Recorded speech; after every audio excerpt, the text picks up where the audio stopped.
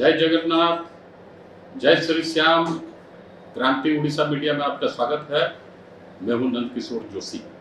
सभी दर्शकों से अनुरोध है, कृपया इस चैनल को लाइक करें, शेयर करें, सब्सक्राइब करें एवं बेल बटन अवश्य दबाएं, जिससे आने वाले वीडियो की नोटिफिकेशन आपको मिलती रहे। आज हम चर्चा करने जा रहे हैं अमेरिका बहादुर की। वो अमेरिका जो अपने को विश्व में सबसे बड़ा दादा समझता है, सबसे बड़ा पुलिस समझता है, उस अमेरिका की हम लोग चर्चा करने जा रहे हैं, खासतौर पर भारत के साथ उसके रिश्ते की।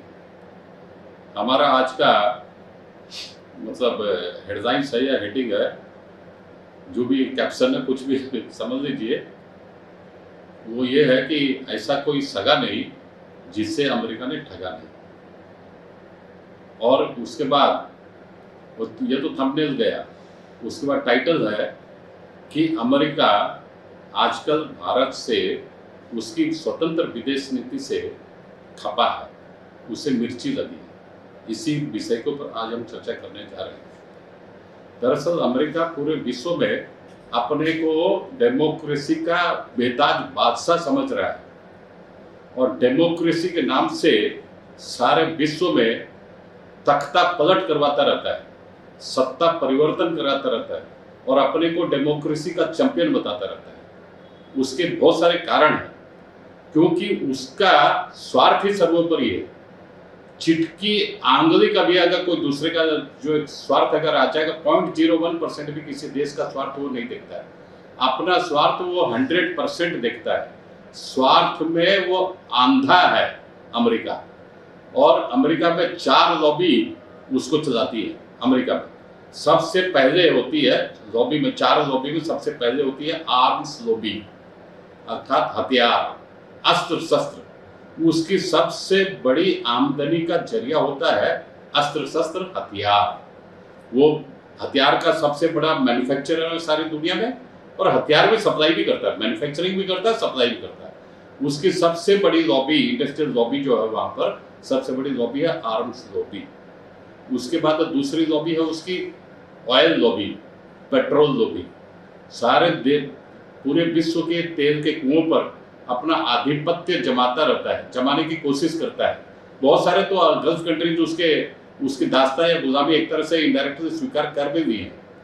और उस ऑयल लॉबी से के जरिए से भी वो दुनिया को अपनी छड़ी के मुताबिक घुमाता रहता है, पीटता रहता है और चलाता रहता है।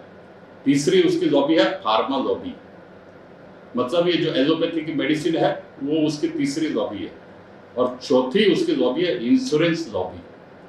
ये 4 लॉबी जो है, arms lobby, oil lobby, pharma lobby और इंश्योरेंस लॉबी, ये 4 लॉबी है या 4 बिजनेस के क्षेत्र ऐसे हैं जो अमेरिका की पूरी विदेश नीति, गृह नीति, रक्षा नीति, अमेरिका की स्वार्थ नीति सारी इसी के इर्द गिर्द मोटे तौर पर घूमती रहती है। और अमेरिका सरकार में जो भी कोई राष्ट्रपति आता है, उसका प्रथम कर्तव्य यही है, इन 4 लॉबियों के आदेश को मानना, इन 4 लॉबी के आदेश को वहन करना और उनकी गुलामी करना। यही काम है अमेरिका के प्रेसिडेंट का और अमेरिका की संसद का। सब कुछ जगह अमेरिका में जो कुछ होता है, ये 4 लॉबी लोग ही उसको घुमाते रहते हैं अपने हिसाब से।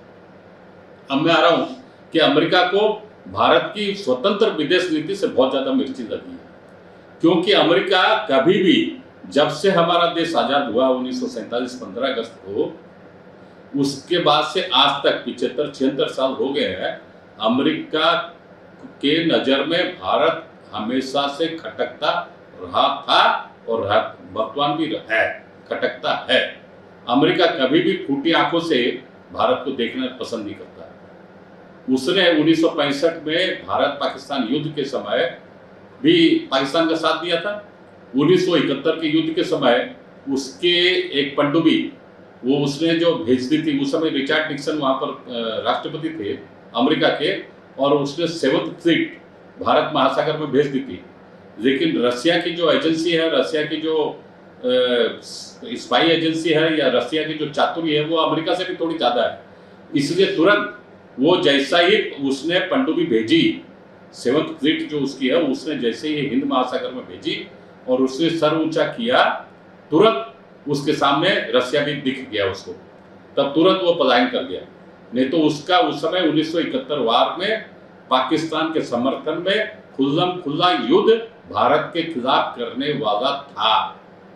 केवल जब रसिया की नेवी के जरिए से, रसिया के पनडुब्बी ने भी जब सिर उठाया, उसे देखते ही अमेरिका बहादुर भाग गया, वहां से दुम दबा के भाग गया।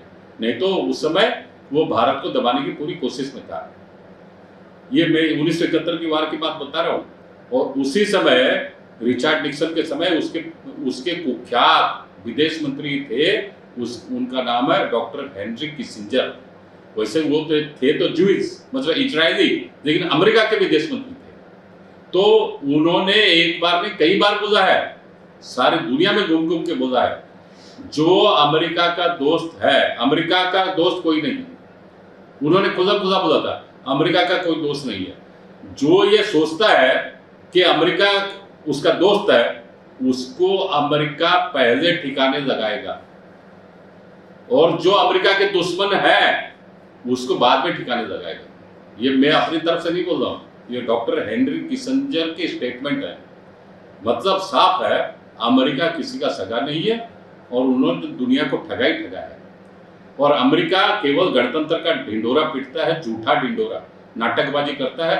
नहीं तो भारत तो विश्व का सबसे बड़ा गणतांत्रिक देश है, सबसे पुराने गणतांत्रिक देशों में एक है, सबसे पुराना गणतंत्र है, लेकिन सबसे बड़ा गणतंत्र है, लेकिन वो हमेशा अमेरिका भारत के पीछे ही पड़ा रहता है।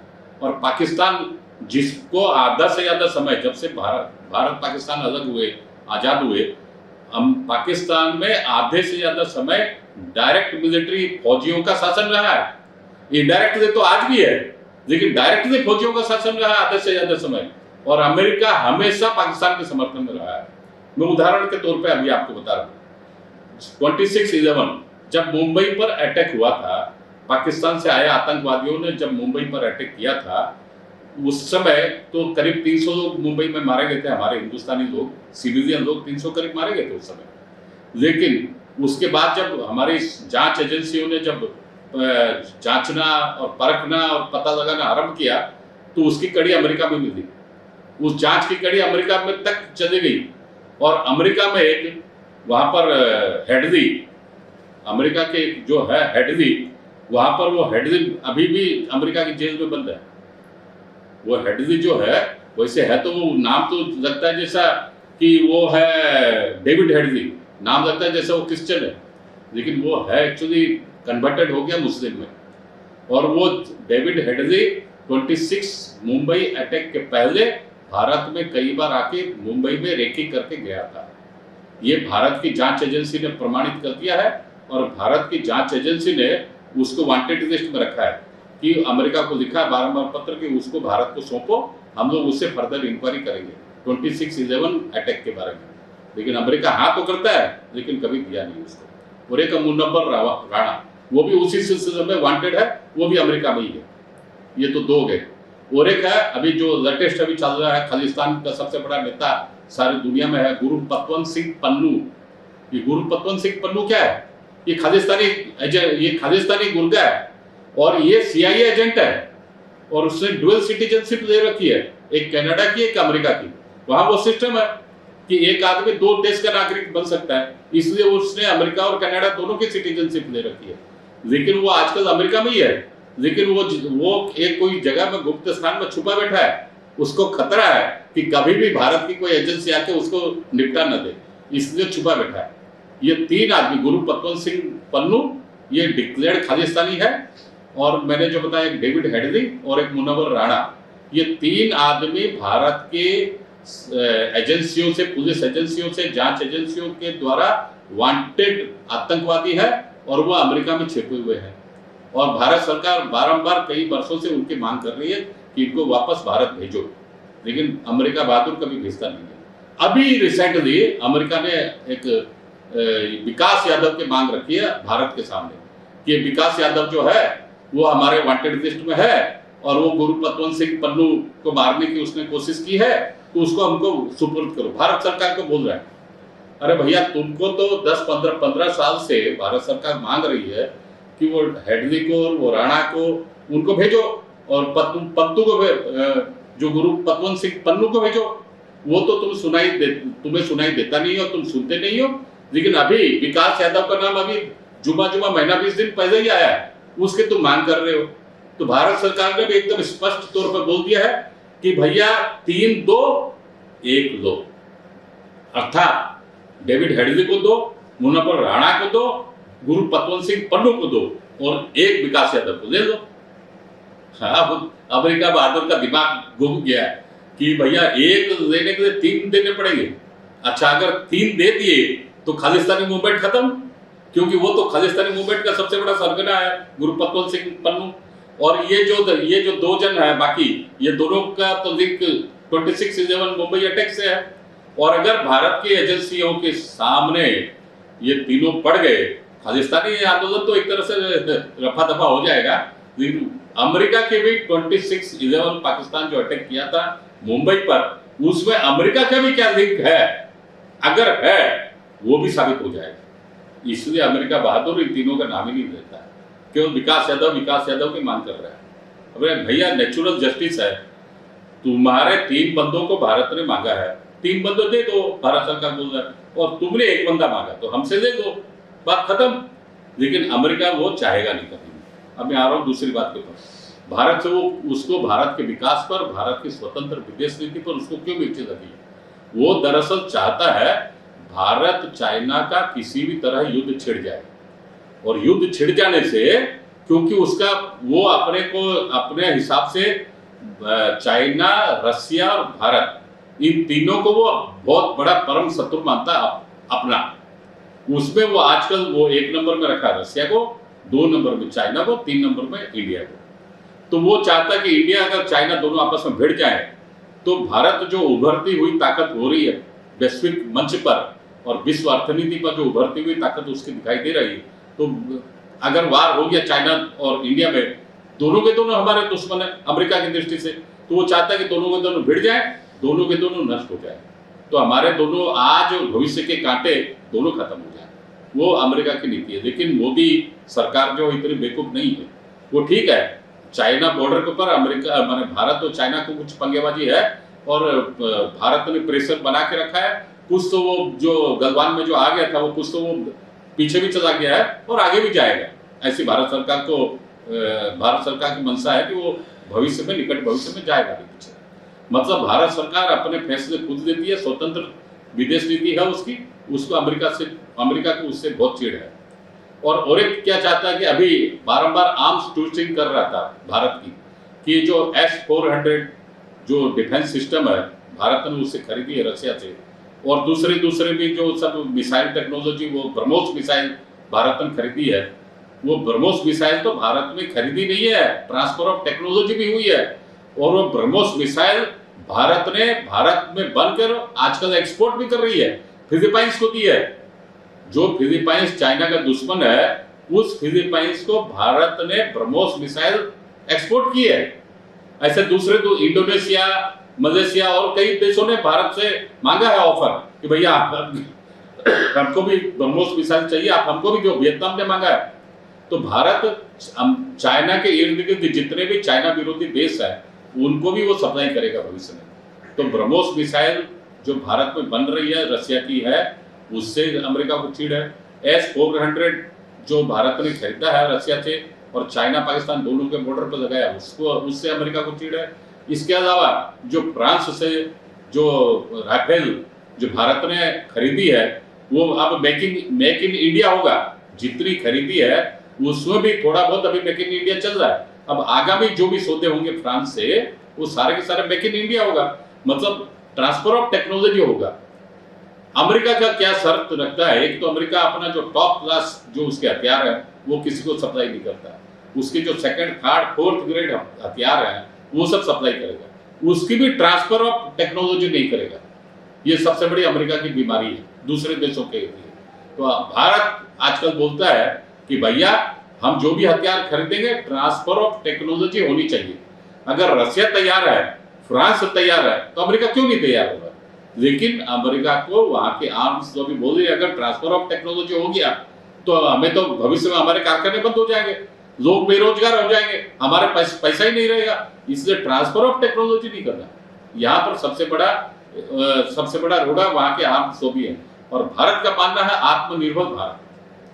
भारत सारा हथियार अब वहां जो भी लेता है खरीदता है, ट्रांसफर ऑफ टेक्नोलॉजी के साथ खरीदता है। इसके साथ भारत ने अभी $2 बिलियन का हथियार एक्सपोर्ट भी किया है। भारत पहले वर्ल्ड का सबसे बड़ा इंपोर्टर था हथियारों का। अब आस्ते आस्ते भारत वो इंपोर्टर से एक्सपोर्टर भी होने लग गया और $2 बिलियन का हथियार भारत ने पिछले साल एक्सपोर्ट भी किया है। इस तरह अगर हम लोग देखेंगे, अभी ये जो कोरोना के समय में वैक्सीन के बारे में मॉडर्ना कंपनी और फाइजर कंपनी जो अमेरिका की है, वो दोनों के बहुत प्रेशर रहा है भारत सरकार के ऊपर। यहाँ तो राहुल गांधी, वो अखिलेश यादव, ये जो बहुत लॉबिंग करते रहे कि अमेरिका से वैक्सीन मंगाओ, भारत की वैक्सीन सही नहीं है, भारत मोदी की वैक्सीन है, ऐसा वैसा खूब चिल्लाते रहे, खूब दुष्प्रचार करते रहे। लेकिन भारत ने पूरे 100 करोड़ से ज्यादा लोगों को यहाँ वैक्सीन लगाई और सारे विश्व में वैक्सीन सप्लाई की। कहाँ तो मतलब चैरिटी पर्पस में भी वैक्सीन दी है। मतलब भारत ने अपने यहाँ पर वैक्सीन बनवाई, लोगों को लगाई, लोगों की जान बचाई, सारे दुनिया में भी लोगों की जान बचाई। इससे भी अमेरिका बहादुर बहुत खपा है। इस तरह अगर देखा, और अमेरिका यहाँ पर भारत के विरुद्ध में बोल रहा था कि रशिया से तेल मत लो। जब रशिया और यूक्रेन का वार अभी चल भी रहा है 2.5 साल से, तो अमेरिका का भारत के ऊपर बहुत प्रेशर था कि तेल मत खरीदो रशिया से। लेकिन भारत उसका सबसे बड़ा तेल आयातक देश बना है और भारत की यहाँ ऑयल रिफाइनरी है। यहाँ से ऑयल रिफाइन होके सारे यूरोप को, यहाँ तक कि अमेरिका को भी जाता है। मतलब साफ है, अरबों खरबों की फॉरेन एक्सचेंज भारत ने बचत की है पेट्रोल ऑयल के माध्यम से। तो भारत सरकार का साफ साफ कहना है, भैया हमारा जो हित है हम उसका काम करेंगे, तुम्हारा जो हित है तुम अपना देखो। और अभी जैसे वो पाकिस्तान में तो बारंबार रेजिम चेंज कराता ही रहता है, तख्ता पलट कराता ही रहता है अमेरिका। अफगानिस्तान में भी करा दिया, बांग्लादेश में भी करा दिया। मोहम्मद यूनुस जो उसी का पिट्ठू है, उसी का चमचा, उसको बिठा दिया। और पिछले बार लोकसभा चुनाव में जॉर्ज सोरोस के माध्यम से, CIA के माध्यम से यहाँ भी रेजिम चेंज कराने की उसकी मंशा थी। लेकिन यहाँ पर राहुल गांधी, अखिलेश यादव, इंडी गठबंधन सारे के सारे फेल हो गए और नरेंद्र मोदी तीसरी बार हमारे देश के प्रधानमंत्री बन गए। ठीक है, सीटें थोड़ी कम आई जरूर, लेकिन तीसरी बार भी लगातार वही प्रधानमंत्री बने। इन सारी बातों से अमेरिका बहादुर रुष्ट हो गया है। लेकिन भारत की जो स्वतंत्र विदेश नीति है उसको सारे दुनिया में सर्वाधिक प्रशंसा मिल रही है। 125 से ज्यादा देश भारत को समर्थन और प्रशंसा कर रहे हैं। आज के अंक में इतना ही, अगले अंक में फिर मिलेंगे। जय हिंद, वंदे मातरम।